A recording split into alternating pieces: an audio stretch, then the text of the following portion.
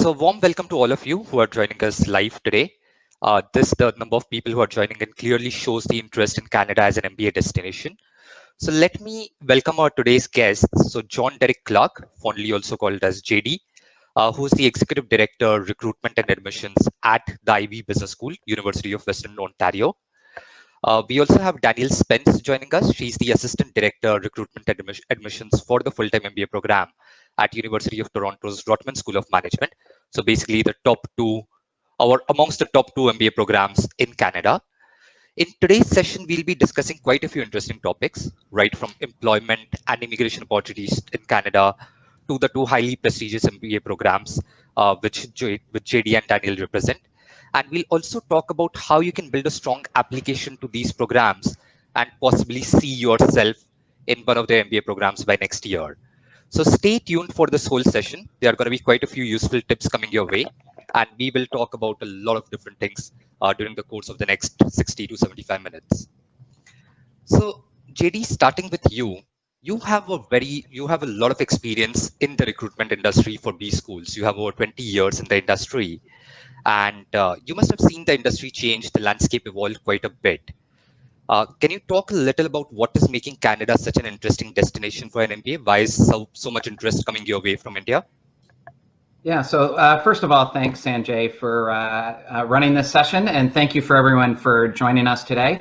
I think a couple of things that I'll talk about is, the first thing is that part of an economic policy in Canada is a heavy reliance on immigration, and particularly around skilled workers. So our government has set up policies, in particular for students, things like the postgraduate work permit, which really is to permanent residency.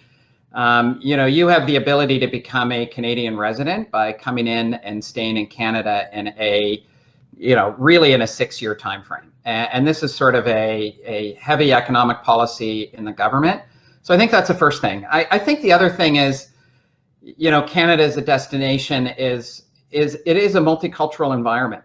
And, I can speak from personal experience. I have a 16-year-old daughter and a 9-year-old daughter. And the fact that they learn in school about different cultures and celebrate different cultural events and different cultures with their friends is unbelievable. So you can come to Canada and still be able to practice those cultural traditions and your religion, and that's phenomenal. So I think the multicultural aspect. And I also think Canada is a country. The way, you look at the way that we have handled COVID, the policies, the government support that has been available, and that has been quick. So I think for those three reasons, I think, it's becoming an increasingly a strong destination for international students. But it really comes down to, and so link it back to the MBA, as you think about where you want to do your MBA, a big part you have to think about is having that option to live in that country after you finish the MBA, because you're going to develop a network. And I think that's incredibly important as you think. And so as Canada is becoming that destination where people want to immigrate to, it is natural that MBA programs and other educational programs become a means to do that.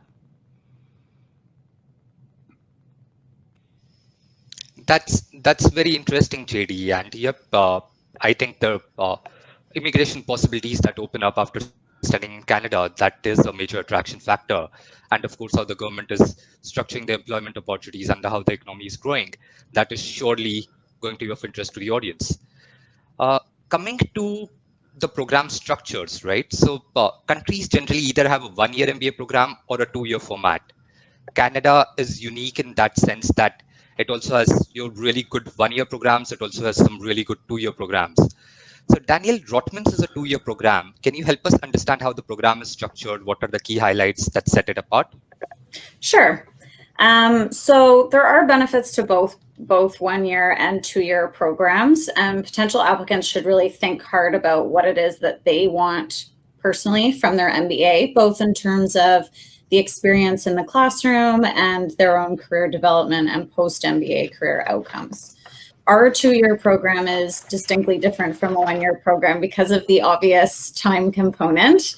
Our program is 16 months of academic study with a 4-month paid internship.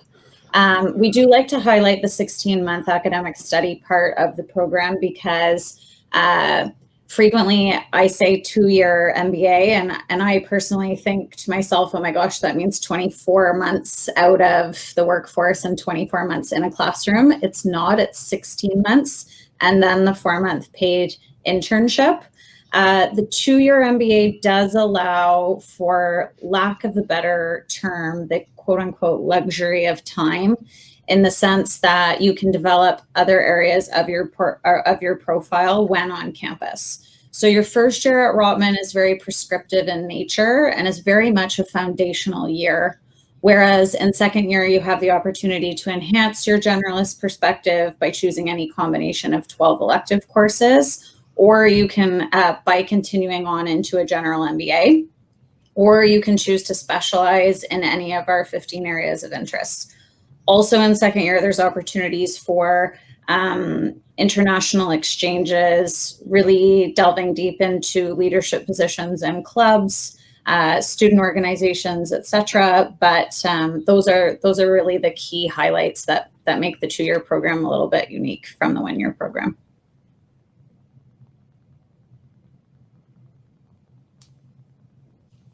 Oh. I think you're on mute. No sound. Okay, sorry. Yeah, there we go. Yeah, some issue over there. Okay, I'm back. So what I was saying is that the 2-year format also opens up really exciting internship opportunities, and Rotman has a flexible internship program. Can you tell us more about that? How does this impact the curriculum delivery and career opportunities for your students? Sure. So the flexible internship program is just that. It is flexible. You can take it in any one of 3 work terms in your second year at Rotman.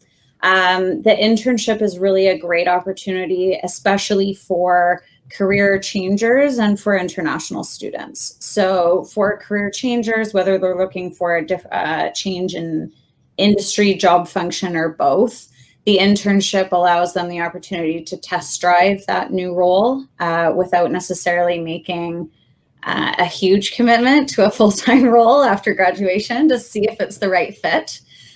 For international students, whether they're career changers or continuing on in their current career path, the internship does give them exposure to recruiters in the Greater Toronto Area. It allows them to build their network and really establish themselves as young professionals in the Greater Toronto Area by working on that network. So there are a lot of different opportunities. The other thing I do point out to my international students frequently is that the paid internship pays pretty well. So it does help to get that little injection of cash flow midway through a 2-year program, because it is obviously a big investment of time and resources. So the internship gets you back into the groove of working and does take off a bit of the financial pressure, because they are, generally speaking, quite well remunerated. So that's very attractive and very interesting. JD, IVs is a 1-year format, and that so leaving no scope for an internship. So while it's attractive from an opportunity cost point of view, how does the school support career transitions? Yeah, maybe I'll start by just explaining why we went to a 1-year format, because that provides some history around it. So about 15 years ago, we transitioned from a 2-year program to a 1-year program. And really where that came from was actually feedback from recruiters. And so all business schools will kind of focus on getting feedback from recruiters. And I mean, that's important. That's important for, if you get good talent in, you give them a great education, they get great, the recruiters are happy, they get recruited in organizations, they become happy alumni. That's sort of so when you think about business schools, a big key stakeholder is the recruiters. So a 1-year program, when we went from a 2-year program to a 1-year program, we actually cut our class size in half. So our class size was about 300 with 4 sections. We're now at 150 with 2 sections. And we did that very purposely, because a 2-year program, and it really depends, as Danielle talked about, what you want to get out of the experience, but what's your experience coming in as well. So, when you look at it, is we want to make sure that we get individuals in our program that meet recruiter expectations where they may not need an internship. And so what we do is a couple of things I think to highlight is, one thing that we do is to make sure on the front end, when we're doing our admissions, is that a one-year program fits with your career goals. And again, 91% of our class will make a career transition. And so in that regard, we involve our career management. So the people that coach the students are the sole people that do our admissions interviews. And the reason for that is we want to make sure early on, we want to help you with that decision, whether a one-year program or a two-year program is a good fit for you. We had a admissions committee meeting this morning, just before I got on this call. And one of the candidates we talked about is they're better off in a two-year program right now. And we will have that conversation with them. And so the first thing is we do is make sure that it's upfront. So then I'll talk about the program itself. I think there are two things that are there. Career management provides a lot of support to get you up and running and get you ready, and really doing that exploration as soon as you're in the program. And a big part for international students is developing that network, right? And I will say this, that if you're an international student coming in doing an MBA program in Canada, never call yourself an international student. Never think of yourself as a disadvantage because you have great experiences. Call yourself a global MBA student, because that's really what you are coming into the country. But what we have to do is develop you that network in Canada right away. And so we do that.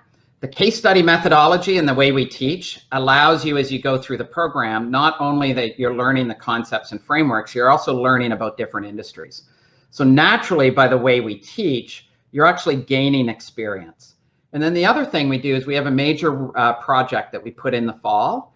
And that major project really is giving you an on-the-ground experience like an internship. So it's not an internship, but you're working with an actual organization on an actual problem, or you're doing a new venture as well. So that provides you that opportunity to apply some of your learning in a real setting.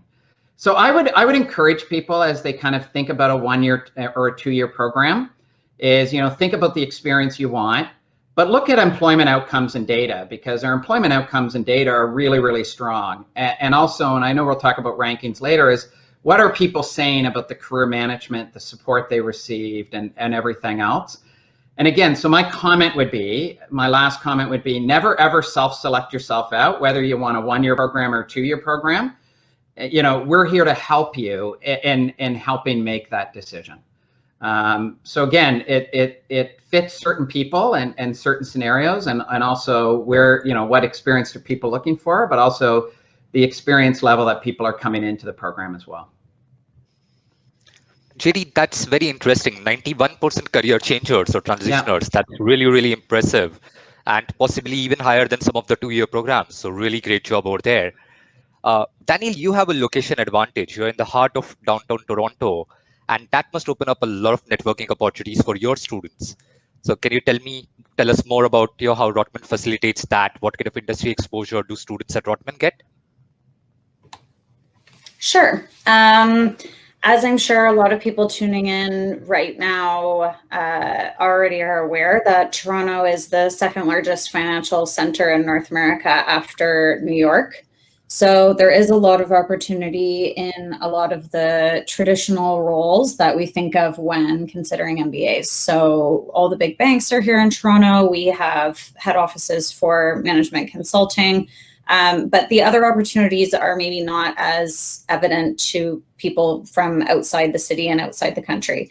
So there also is the University Health Network, which is just down the street from Toronto, from Rotman, the Mars Discovery District. There is a lot of opportunity in Toronto, and the vast majority of our students do secure their full-time roles post-MBA in the greater Toronto area, which we call the GTA, to help you guys with some of the lingo before potentially joining us here in Toronto. So the network, there is a very healthy and robust ecosystem of back and forth between Rotman and between a lot of these head offices and a lot of the recruiters in downtown Toronto. Our campus is about 15 minutes from Bay Street, which is our equivalent of Wall Street to New York or Fleet Street in London. I'm afraid that the big financial centers in India are not as familiar to me. I apologize for that, not having that comparison at the ready. But so a lot of our students will go down there for networking events. Something that we have traditionally had at Rotman, it might look a little different this year, given the circumstances, is speaker series on campus, which are, they occur, we have over 150 every year, traditionally. And these events bring in top thought leaders, authors, politicians, CEOs, etc. They come to campus, give a talk, and then there's a pseudo networking event after the fact. Something that I always encounter when giving tours of the school and welcoming students for our open house every year, which traditionally takes place in November, is the fact that we have lockers on campus that are very much front and center when walking the hallways of Rotman. This seems a bit odd for a graduate school, but the reason we have these lockers is because a lot of our students, the vast majority actually, they do keep business attire in these lockers because there is so much back and forth between being on campus for a couple classes and then traveling downtown in that 15-minute journey to go to a networking event. Our career service team is one of the largest in the nation, and they dedicate a lot of time to massaging and maintaining these relationships with big firms in Toronto, and then also the smaller, more boutique firms as well.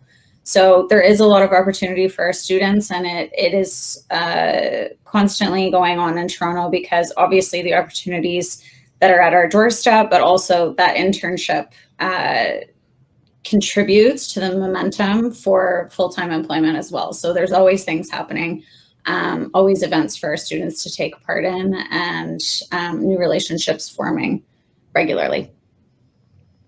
Thanks, Daniel. That's very interesting.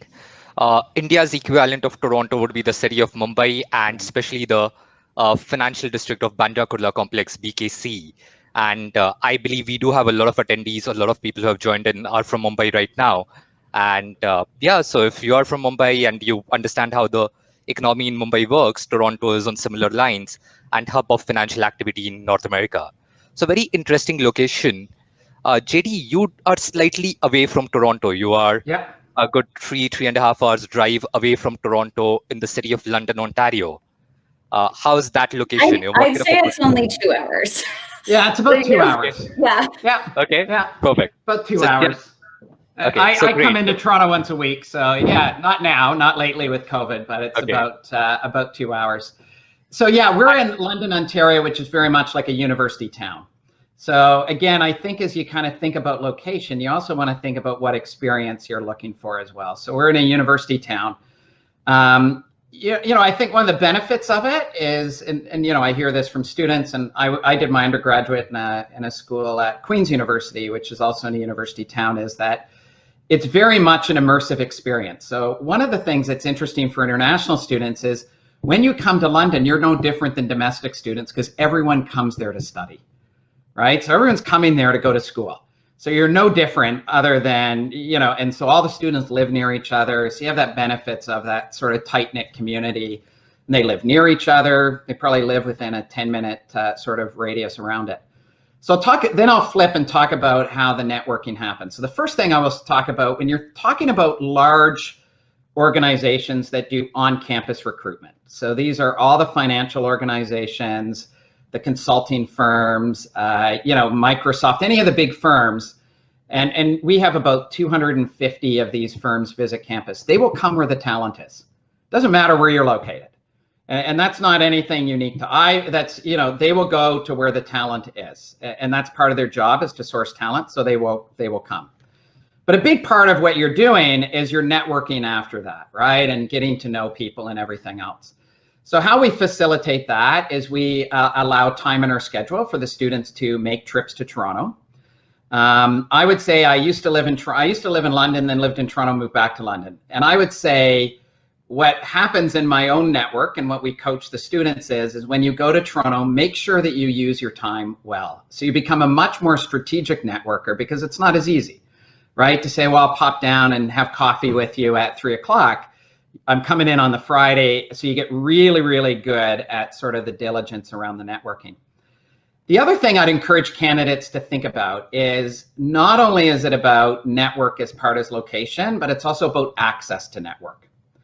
So, that is really important as well, is you want to make sure that that network is rich, and the network is, the school's brand power, but also the alumni network. So one of the things we're really proud of is that we are ranked by Business Week. They do a ranking of networking, and they actually go out and ask people that just completed the program and alumni about networking opportunities when they were in the program. And if you take about 130 schools in Business Week, our score for networking is in the top 15 globally. So what that shows is location is not making an issue, but our access to the network is unbelievable. The last point I would end with is it's going to be interesting to see how networking changes with COVID. And I think my own comment will be, I think that location will become way less important. And I'll use myself as an example. I never thought about networking virtually, right? Never thought about getting on a Zoom call and networking virtually. Now we're all pros at it because we had to pick it up quickly. So what's interesting about our class that started in March is their access to alumni and access to network has increased exponentially. And a big part of that is because people now don't have to realize I have to leave my office or go visit you. I can jump on a Zoom call. And I do think that's going to change. I think people are much more comfortable networking virtually. So the supports that are going to be there for all of the students on not only how to teach you to network, it's also how to teach you to network virtually is going to be important as well. That's very interesting. And would it be fair to compare, say, Toronto with New York and Boston with London, Ontario? Would it be similar? Yeah, Of course, a lot of our audience. I would say, yeah. Okay, so those of you who are not very familiar with the locations in Canada, you can take Boston and New York as standbys. So New York would be like Toronto, and Boston being a university city. London is very, very similar to that.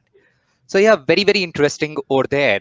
And let's now deep dive into the right kind of profiles who apply to you and what fits with each of your cohorts. So over the years, we have seen a tremendous increase in popularity of Canada as a destination, and this is visible from the GMAT score reports that are sent to schools in Canada.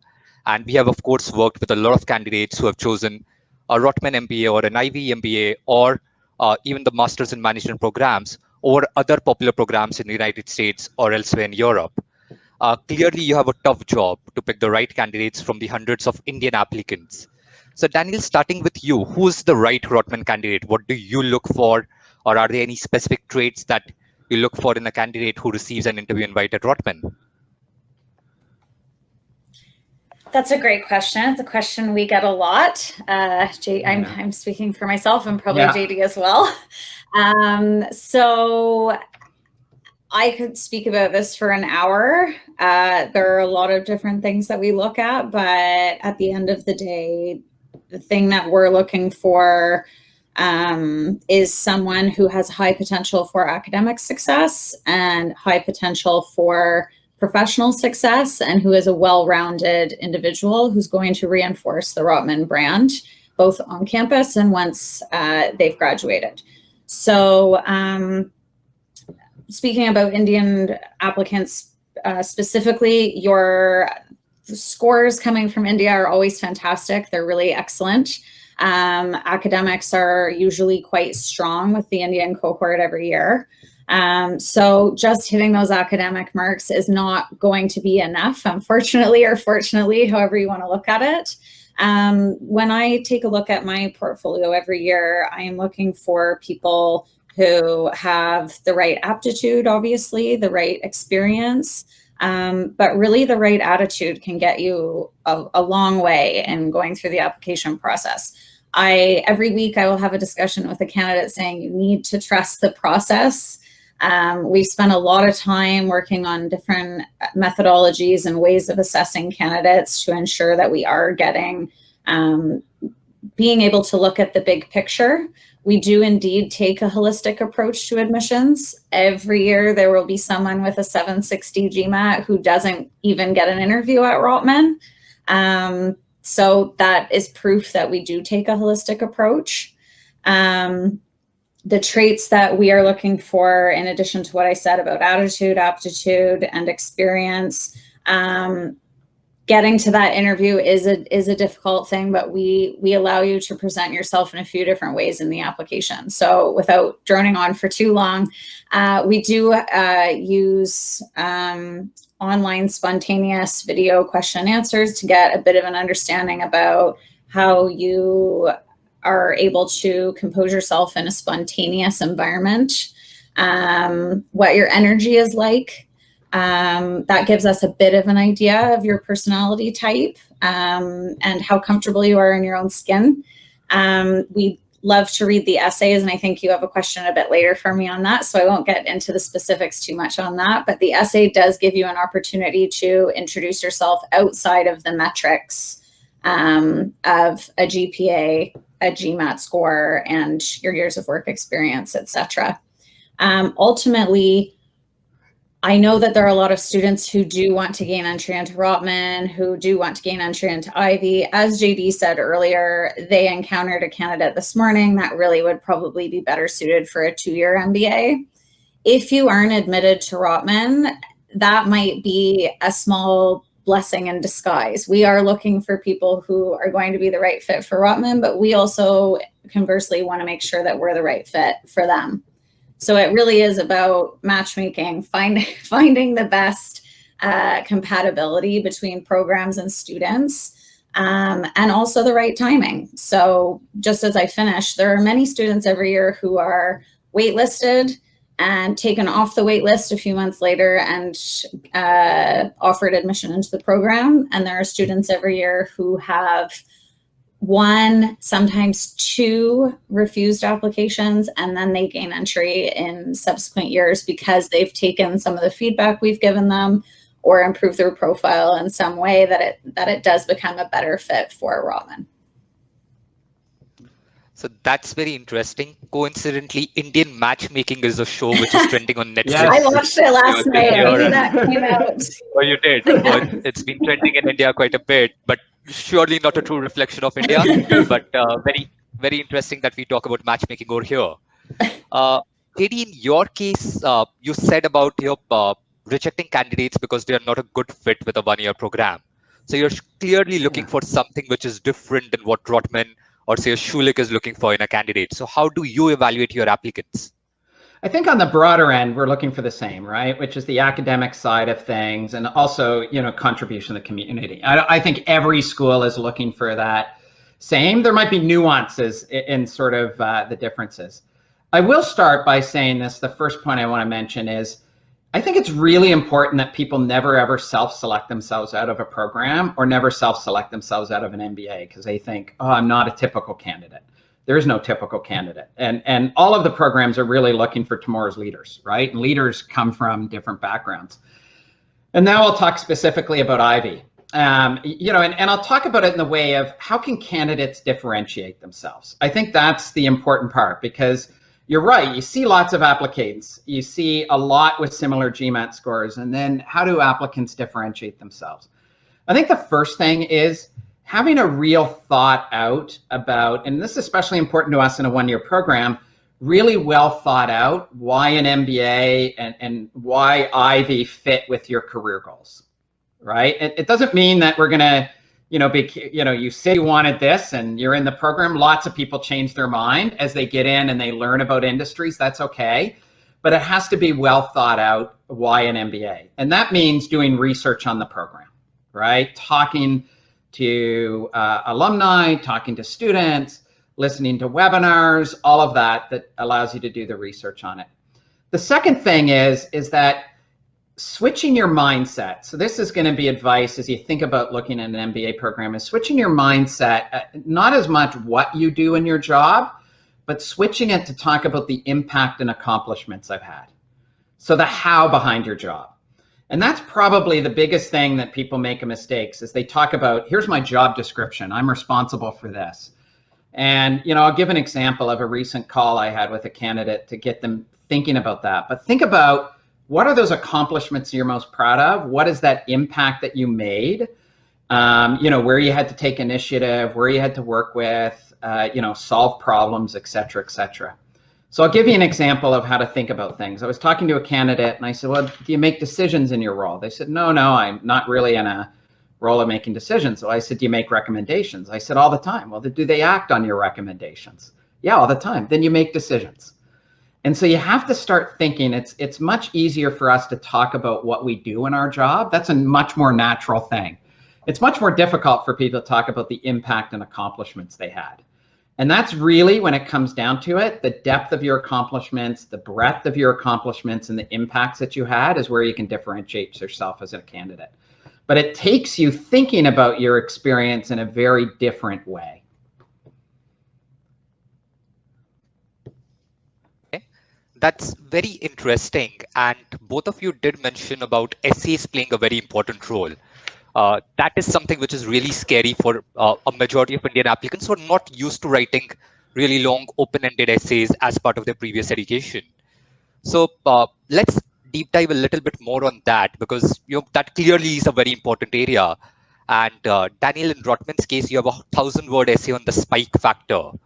And very difficult for a candidate to identify the right spike factor, what to position, what fits with the school and the career aspirations. So can you share some tips for Rotman aspirants? Any interesting examples of spike factors that you've seen in the recent past?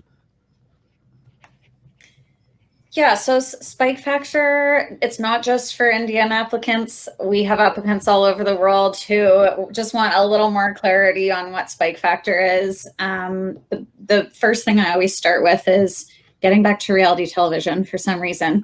It is kind of like the X factor, which is a little more common in English language, at least, to explain what we're looking for. So effectively, spike factor is anything that makes you unique. And so how we want to learn about that uniqueness is via the 1,000-word essay. What we usually tell candidates is we want to hear about any situation, accomplishment, perhaps hobby, maybe adversity you've overcome in your life that's required grit, passion, resilience, perseverance, or goal setting. This year, we're asking how those experiences will, how they've shaped you and how they have an impact, or how they will help you rather contribute to Rotman's values. We are looking for something creative, something a little outside the box, which, depending on the education system you've gone through formally, might, as you mentioned, be a little intimidating. Effectively, I have had this conversation with Indian candidates many times. It's almost like an icebreaker within the format of an essay. So what are you passionate about? What motivates you? What could you talk about all evening? What might you talk about on a first date? All these kinds of conversations that make you unique and bring something new to the table. In terms of examples of spike factors that we've seen it all, from Olympic gold medalists to individuals who found a stray dog living in the alley in between their home and brought it in and cared for it and spent a lot of time and effort nursing another being back to health and all the things that it taught them. You don't need to be an Olympic gold medalist to write a really good spike factor essay. Some people are too busy maintaining an A+ average, getting 700+ on their GMAT, caring for family members and climbing up the corporate ladder, that they don't have time to have a spectacular spike factor. We just want to hear about your life experiences to date, how they've shaped you, and how those experiences are going to help you contribute at Rotman and beyond. The final thing I'll say about the spike factor essay before I wrap up is it is providing students, rather applicants, with an additional area to include new information. So I do caution applicants from talking about work or academics in the spike factor essay. Be strategic. We're giving you a whole new platform to express yourself and to kind of round off all the edges of your application. So to repeat what we can already glean from your transcript, your GMAT, or your CV would not be a good use of that opportunity.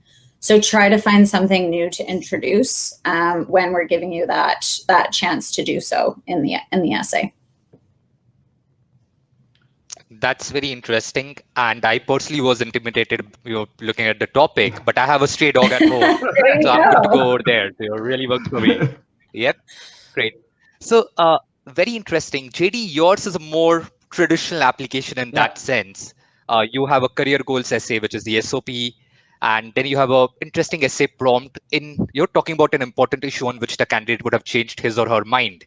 What is the school trying to measure from that particular topic? Yeah, I think overall the essays, and Danielle, you touched on that. It's about bringing narrative to your application, right? So you get all the things about where you work, your resume, your transcript, and so it's probably a part about getting a narrative of the individual. And again, learning about a situation that was, where they changed their mind on something that had an impact on them. And so it can be personal, it can be professional, but it's about, one of the journeys of doing an MBA is it's a journey of self-discovery. So you're going to change your thoughts about something. That's part of the power of it. You're going to, change the way that you look at things. And so it's about understanding, does that person have the professional maturity of having an experience on where they kind of change their mind on something? And so that's really where we have the essay. I have 2 tips about essays to pass on because it's questions we get all the time. So the first tip I have to pass on is that when you're writing the essay, many of us, and I'm not sure if this is the same for you, Danielle, when we read the essays, we read them as individuals in our admissions committee. And the best way that people can write the essays is write it like you're talking to an individual, because that's how we read them. And so, the word essay is sometimes when we think about school, it's like you're writing it for an audience, but also treat those essays like you're talking to an individual. That allows you to personalize them and to be authentic versus writing them to an audience. So that's the first tip. The second tip is that, they all have word limits, or in, video essays, they have time limits. And so people get stressed about the word limits and the time limits. Is treat it like a trailer to a movie, because I like to use analogies. So the movie, if you think about a trailer to the movie, a trailer is probably 3 to 4 minutes for a 2.5 hour movie. It's not meant to give the whole plot. It's meant to give the headlines. And so that's what you kind of want to do on the essays, is kind of treat them as the trailer and the movie as the interview. Because really what the essays do is they provide that sort of background to build on the interview. So that would be my tips around the essays. But definitely we get lots of questions from, around the globe, domestic students, international students, about the essays. So. True. And you did touch upon the timed written and the video essays. So what about those who are camera shy? Anything for them to be scared about? You both use the Kira platform, right? So Yeah. any suggestions or tips for that? Do you want to go, Danielle, first, and then I can chime in? Sure. So I'm sure that Ivy is the same in that there are practice questions available to candidates. So always do the practice questions. Part of our job is to speak publicly and quickly establish rapport with individuals. I absolutely freeze when I have to do on camera, computer, essay questions. It's just, I don't like it. I've never been good at it, even though I'm comfortable public speaking in front of hundreds of people. It's a very strange environment to try and establish a connection or a rapport staring into the abyss of a blank computer screen. So I have told candidates, if having a friend or a family member silently on the other side of your computer helps you, if you're especially camera shy, do it. Maybe even a mirror or whatever it is that's going to help you. It's absolutely fine. Also, at least for Rotman, the questions aren't skill testing. So relax about the content of the questions for Rotman, at least. I can't speak for Ivy, but they're going to be icebreaker type questions that you've probably encountered in one way, shape, or form previously in life, whether starting school or a new job. So again, don't put too much pressure on the content. Just try to relax and be yourself. Yeah, I completely agree with Danielle. I think, so here's what I will do so ours aren't skill testing. They're very much the same. Icebreaker questions, or, drawing something on your experience, but there's nothing in those questions to try to trip people up or to trick them. I think a lot of it comes down to mindset, and Danielle talked about that. I think we're not looking for perfection because we're asking you to think on your feet. And so we're not looking for perfection. So nerves are normal. And I would say there's no right or wrong answer. So don't focus on the wrong or you know, oh my, I think am I giving the right answer? There's no wrong or right answer. Be yourself. You know your experience the most, and go in with that attitude. Go in with an attitude of nerves are normal. We're asking you to think on your feet. So we're not looking for perfection. And the other thing is there's no right or wrong answer in what you deliver. And you know your experience better than anybody else. You know, they teach you when you do interview training. I know you work with a lot of candidates. It's like you don't have time to overthink it, right? So sometimes you got to go with that first thing that comes into your mind, right? And block out all of it. Even if you get partway through 30 seconds in and you're like, oh man, I just thought of a better example. Just go with that one that came first in your mind. So that's very fair. I'm just going to add on one point over here to the, of course, to our audience is dress for the occasion. So don't take it That's very right. casually. While you don't need to be suited up for it, but do dress formally or at least professionally for that. Again, be careful with your words over there. So don't, of course, you're not under stress to be extremely perfect over there, but don't be too casual either. So don't use words like, hey, hi, and you're something very casual over there. Be professional and come across professional. It creates an impression as well. Great. So I think we have captured quite a few things about the programs, about the application process. But these are challenging times. These are very complicated times for the schools, for the applicants, and for us as well. And that's mainly because of COVID. And COVID-19 has really changed how we evaluate or do things as well. One impact has been on the GMAT test taking as well. So, GMAT, while now in-center testing has started opening up in India, it's still very difficult to get a slot. And most of the applicants or aspirants this year would be taking their GMAT online. And this comes without the AWA score. So Daniel, JD, are you looking at these scores any differently than the regular GMAT? Any disadvantage if a candidate is applying through an online GMAT? And any possibility of a candidate getting a GMAT waiver because of COVID? Yeah, do you want to go, Danielle, or I can go? I'll let you take this one first. Yeah. So first of all, I'll talk about the waiver. We're not providing any waivers unless it's a CFA, and I think Rotman's in the same boat. If you have a CFA, we still require. If you don't have a CFA, everyone's required to write the GMAT or the GRE. I would say the online test, and we kept in regular touch with GMAC all the way through it. The online test, they've been very good at sort of adapting around it. So if people remember at first, if you read any discussion boards or anything like that, they had a online whiteboard that just wasn't working. Now they are allowing a whiteboard. They're allowing a retests. They've extended it now to the end of December. So they've done, I would say, a very admirable job of making sure that's accessible and also making sure that it is comparable to the in-person GMAT. I would say, as you know, back to your question about the AWA versus there's no disadvantage in doing it. Is what we're doing is putting more emphasis on the verbal score, right? Because we don't have the AWA to go over. And it's also using other things where we test communication, you know, particularly around the admissions interview. So again, no disadvantage. I would suspect our program starts in March. We will have the majority of our applicants coming in with an online or virtual test format than even in the in-person one. So. Yeah, so very similar with Rotman.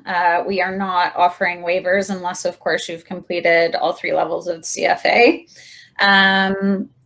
The way that online tests are being compared to in-person tests, we actually have a scorecard, which some applicants today have probably heard me speak about on different occasions. And there's actually a mathematical breakdown, and that's just been adjusted to ensure that the online test is treated exactly the same as tests that have been done in person. So we're finding that some of our applicants have tests that are a year or 2 old, which we'll still accept that were done in person, and they're opting to use these instead of rewriting with an online test. These applicants will be assessed using the exact same criteria as applicants submitting an online GMAT. So it absolutely was paramount to us to ensure that, and as I'm sure it was with Ivy, to ensure that students weren't suffering anymore and applicants weren't having any more challenges than they already are in the current circumstances. So to really ensure that everyone's being treated equally and there's a fair playing field in terms of our assessment of their capabilities. Great. So, by the way, to our audience, so if you're a CFA charter holder, then all top 3 schools in Canada, that's in no particular order, Ivy, Rotman, Schulich, all 3 of them give you a GMAT waiver if you're a CFA charter holder. So if you are a CFA charter holder looking for great opportunities in finance, Toronto, Canada, it's a great hub for such opportunities, and you can do so without even taking the GMAT. So you have one interesting option over there. I'm going to continue a little bit on the COVID impact on the program and program delivery. And there was a disruption, right? All the schools faced this. And suddenly, within a span of, say, a week's notice or 2 weeks' notice, all your programs had to go online from being in class. So any major plans or changes that are going to continue in the future in the 2021 intake? JD, you also have an intake in March 2021. So any major changes planned for that? And are you still accepting applications for the March 2021 intake? Yeah, so I'll go first. Maybe I'll talk about where our class is that started in March 2020. So Sure. Our class started in March of 2020. They were in person for about 3 weeks and then had to transition virtually. So they have been virtual. I'm happy to announce as of August 10th, they will be back in a live classroom format. They will be socially distanced, but they will be back on Monday into a live classroom environment. So they're excited. I think over that last time, I think I speak for all schools, no different, and all programs, doesn't matter what it is the transition at first was pretty quick, right? Like COVID kind of hit and it was sort of, we're closed, we're going back, we're going to take a week and then a week later we'll be virtual. I don't think any of us expected this to last into August. So it was sort of one of those things. So I think we've gotten way better at the virtual learning, right? As we've learned. And I think on both sides, students become adaptable, the faculty do. I think a testament, we offered all of our students in March that opportunity to actually defer the program, right? You're welcome to defer the program. We only had 3 that did so. And one was actually a frontline healthcare worker. It was actually a nurse and felt responsible to go back and work within the healthcare environment. So I think that's a testament to, it's not optimal, but I think everyone kind of pitched in to make it work. We are expecting for our class in March of 2021 to be in person, but with this virus, it's so unpredictable. So our kind of commitment to candidates is to keep them up to date on what the plans are, and also to provide options as we move forward, however that looks. I would say what things have been differences in the programs. I think the silver lining with this whole situation is it allowed you to kind of do things that you didn't know, forced you to kind of be innovative and to look at different things. And so there'll be some things that we had put into our program because of COVID that actually was turned out to be, hey, when this is all over, or even in a normal programming or a normal steady state, we're continuing to do it because it's going to be great. So I think networking opportunities that we did, particularly around, large employer events, is very much, we do a large employer event that's very Toronto specific. And it was all in person, and have that ability to bring people across Canada or even employers internationally and connect with students will be great. We did this thing called the Ivy Teachable Moments, and it was really designed for senior leaders to come in. And so each week we have a CEO come in and talk about what they're doing around COVID. And, and then it talks about sort of their leadership and their adaptability. We will keep that going. And what's fantastic is no matter where those people are, they can kind of zoom in. And so we had, last week, we had the president of Air Canada talking about what's happening in the airline industry. And there he is dialing in from his kitchen table at home. We had one of our alumni who's the chair of Revlon talking about the impact of COVID on the on the cosmetic industry, and he's in his house in Florida. And so those things, again, back to the networking, I think the programming can enhance, and it's also faculty getting used to some of that technology that can be brought into the classroom. So I think that, there's been some great things that have happened from COVID where you go, even in a normal state, I'm going to integrate this into the curriculum. And I think that's very positive in that way. I mean, even recruitment events, I will say, and I'm sure, Danielle, it's the same for you. It's like recruitment events, like MBA fairs, you had to go in person, right? And be in the location. And, we've done mock classes where we've done online and had people join from all over the world. And so it's fantastic that we can have that. So.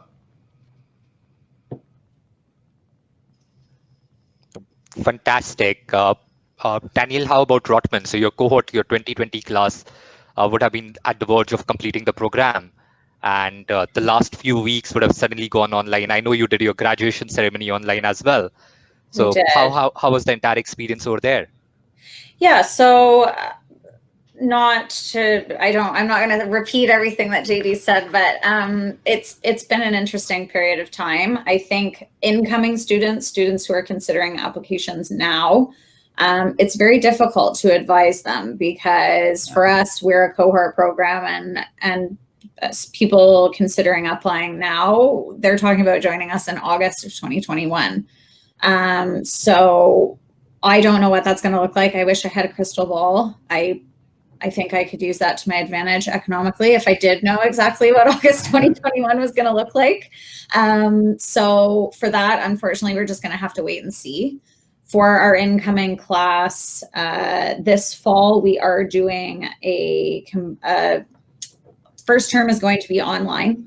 And that has been a decision that has been guided by University of Toronto, City of Toronto, and then of course at a provincial and federal level. We have a very large class every year of 295 students. So getting students on campus and social distancing, and with about 50% of our class every year being international, online was the way to go for first term. So again, trying to keep things as fair as possible, rather than having domestic students on campus in the fall and our international students waiting for their documents to come through, not able to travel. IRCC changing a few guidelines recently. Everyone's going to be online for the first term, and then second term will be a hybrid as it stands now. As we all know, this is probably going to be subject to change, potentially be subject to change depending on what happens in the next couple of weeks and months. But for students considering applications now, the earliest they would need to be in Toronto would be mid-August 2021. So unfortunately, there's not a whole lot of advice we can give them other than hopeful advice, or advice based with a little bit of evidence on what's happened thus far with the scope of the pandemic. Hopefully we would have a vaccine out by beginning of next year and things may go back to the new normal by August, September next year. But any advice for aspirants who have been impacted by COVID? So there have been layoffs, even Indian applicants have been impacted by layoffs in various companies. So any advice to applicants or aspirants who have been specifically impacted by COVID, possibly don't have a full-time job right now, what can they do to make a case for themselves to an MBA program like yours? Is this to me? Either of you, whoever wants to take this. Okay.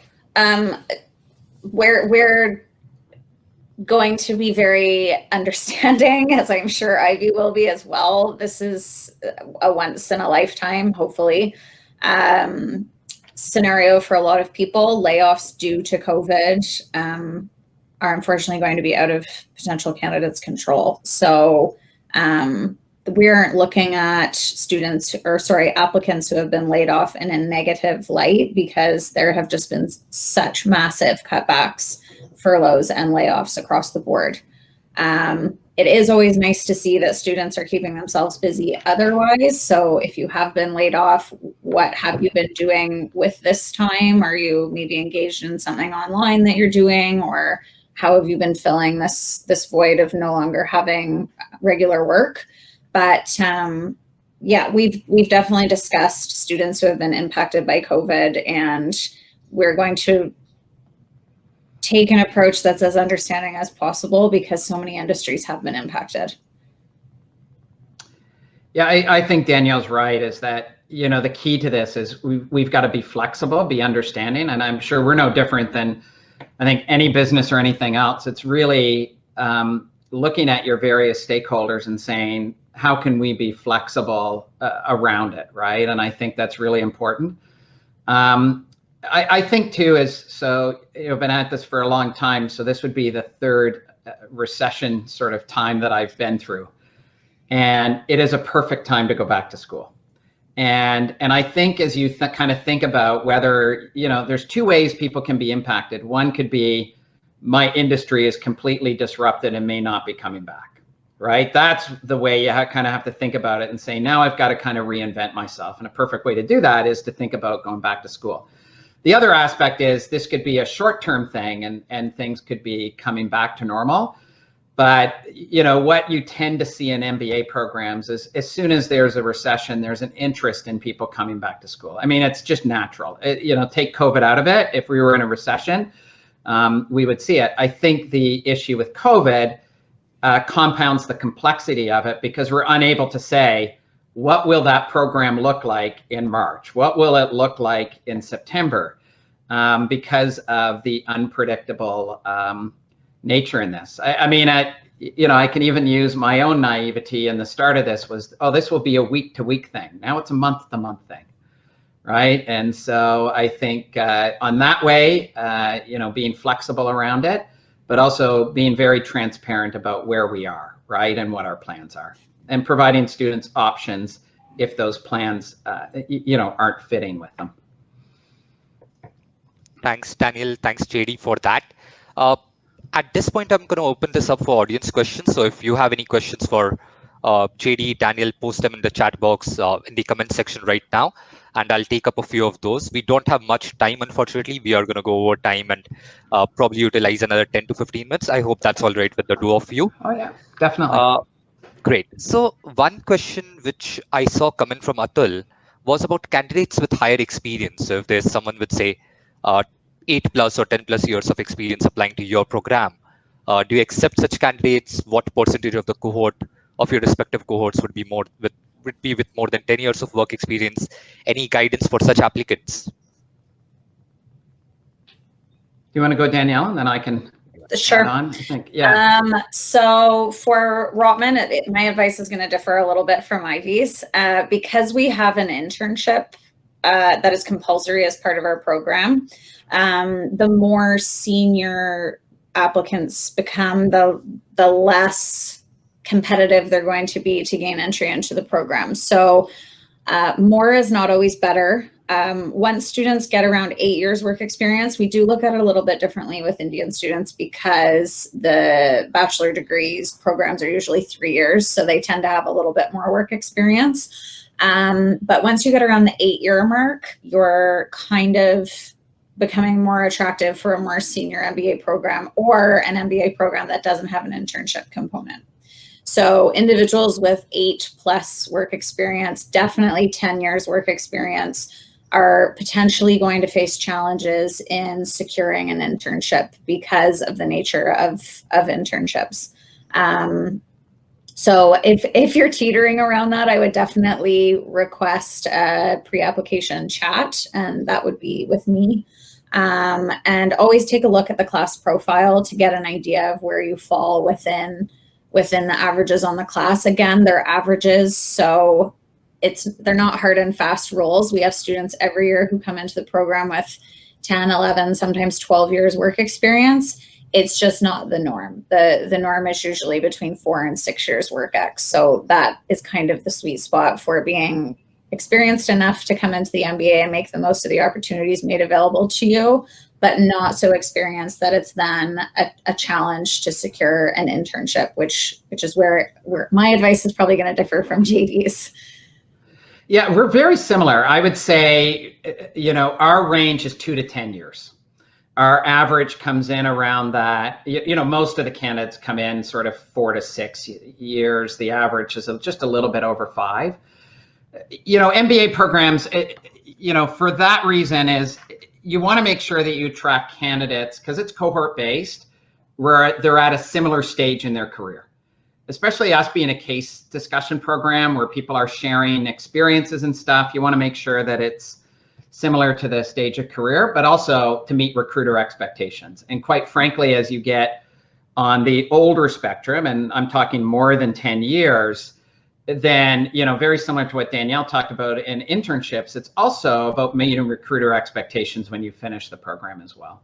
So you're going to find, as you look at different programs, that they're really designed for, what stage are you at in your career? And so you're going to find most programs, and Danielle, I'm sure you can concur, we're on a lot of, this is a question that comes up in a lot of panels that we're part of. That's a pretty consistent thing when you're looking at full-time MBA programs in Canada, is that, once you get to that 10-year mark, it's going to be challenging for the program to be a fit with your profile moving forward. So. All right. So on the other side, what about applicants with really low work ex? So you require a minimum 2 years, but if, let's say, an Indian applicant has a 3-year undergraduate degree, then does that become a minimum 3 years for your program, or does that still remain 2 years? It's 2 years. Once you've obtained a bachelor's degree, 2 years from your date of graduation to your date of matriculation. Yeah. Same with us. I think, right.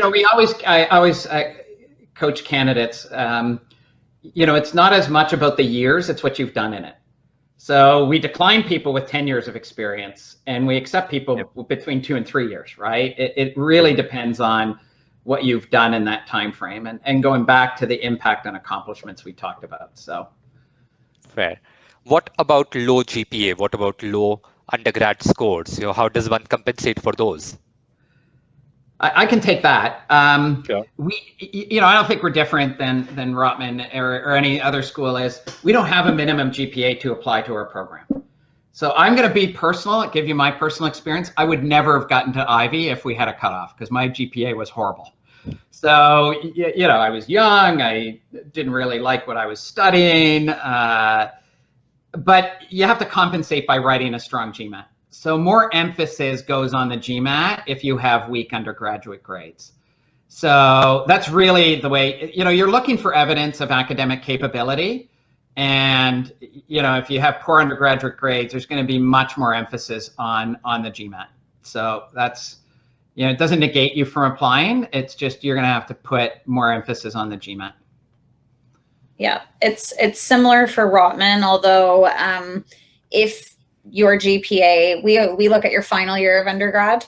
Same here. If that GPA is a 3.0, that's fine. Anything under a 3.0, it's going to be a challenge to obtain admission into the program. So you really you're really going to have to be outstanding in all the other areas of your application, because whilst it's not an absolute, generally speaking, GPAs under a 3.0 are not successful in applications to Rotman. All right. That's insightful. And now I'm going to take a very tricky question, and this must come up very often. So Financial Times rankings are very popular amongst Indian aspirants. Of course, there are a lot of other prestigious rankings as well, but for some reason, FT rankings do dominate the psyche of Indian aspirants. And Canadian business schools have seen a fair drop over the last decade. So if I remember correctly, around 2010, 2011, both of your programs used to be in top 50, and now there's been a steep fall over there. What's changed? What would you attribute this drop to?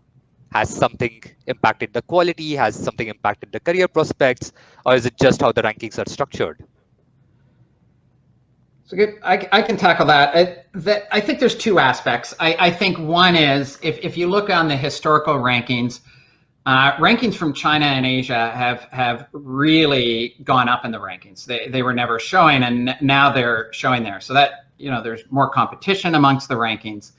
The big thing that hurts us is a large percentage of that is based on salary increase, but they don't do that on sort of they use a thing called purchasing parity. right? So all Canadian schools, a big reason why people are coming to Canada to study for MBA is they actually want to stay in Canada and work. And that actually hurts us with the purchasing power parity.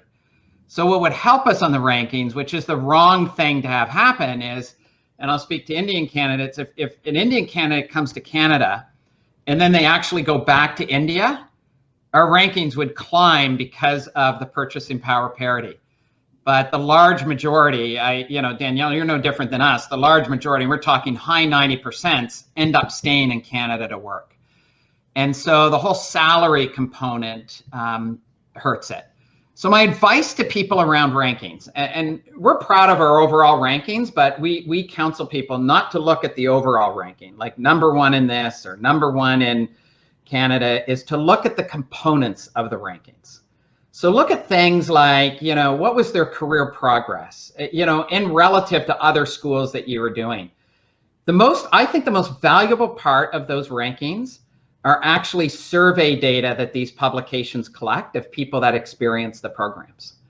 So things like, how is networking opportunities? How is your educational experience? How is the service and support you receive from career management?